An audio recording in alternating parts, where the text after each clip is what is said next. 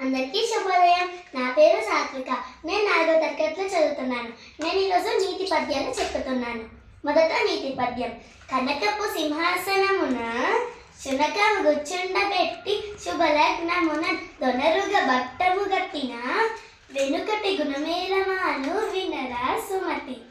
రెండవ నీతి పద్యం. బ్రతికినన్ని నాళ్ళు ఫలములిచ్చుట కాదు, చచ్చి కూడా చీచి ఇచ్చుట నువ్వు. త్యాగభావమునకు కరువులే గురువులు, లలిత సుగుణ జాల తెలుగుబాల.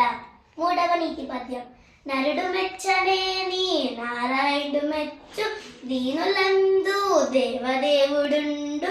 మానవాచనంబే మాధవాచనమ్ముర, లలిత సుగుణ జాల తెలుగుబాల.